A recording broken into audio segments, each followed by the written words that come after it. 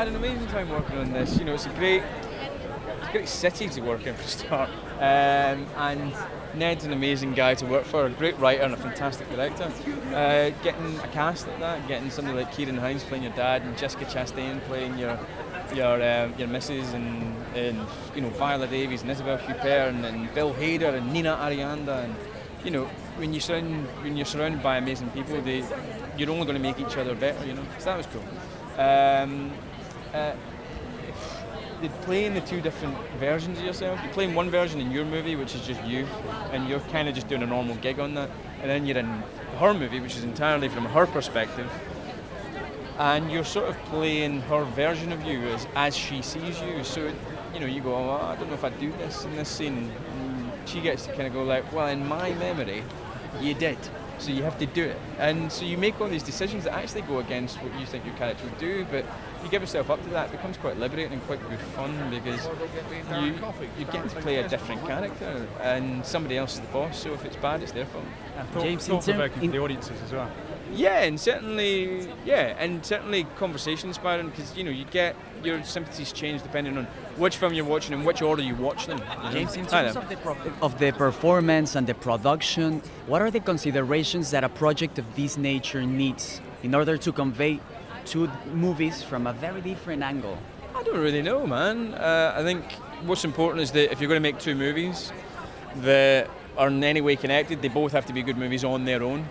And that's what Ned did first and foremost. You don't have to watch both of them. You can only watch one of them if you want, and you can still have a good experience at the cinema. In terms of what are the considerations, I don't really know, mate. That's a question for him, really. For me, I just do my job on the day and try and tell the story in each film. But do you think it needed like an additional approach, as if it would be another movie, or? Yeah, well, he changed the way he shot it. He changed the lighting systems, the lighting plan, sorry, and the sort of whole visual plan actually is quite different for both movies. Costume is sometimes different in both movies, even if you're in the same scene as you were in the previous movie. And sometimes dialogue is different. Sometimes the same scene happens in two different ways, and different words are spoken and different revelations are revealed. So yeah, no, there's a lot of that.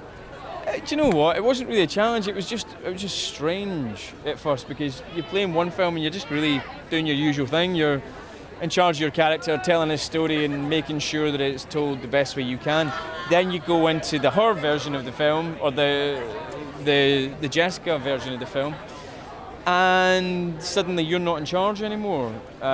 You go, I don't think my character would do that. That kind of classic thing that actors say, but actually I've never said. But then she can say, well, in my memory, or in my character's memory, you do that. So you kind of just have to do it. You give yourself up to playing this version of yourself that she perceives, whether it's right or wrong. And that was really quite odd and exciting. And once you give yourself up to it, quite liberating as well. James, a bit quickly about Jessica. You're obviously working with a great cast, and Jessica in particular. Did you spend much time together, and was it a different process for this sort of film as it is from other films? It was a different process, because we made two films in the time it usually takes to make half a film. So that was a different process. Jessica was brilliant. We got on very well, and what was really important was that we kind of built our history together, and even though a lot of that doesn't come onto screen, you kind of have it all in you when you're on screen. And we spent quite a long time sort of bearing all and creating that together.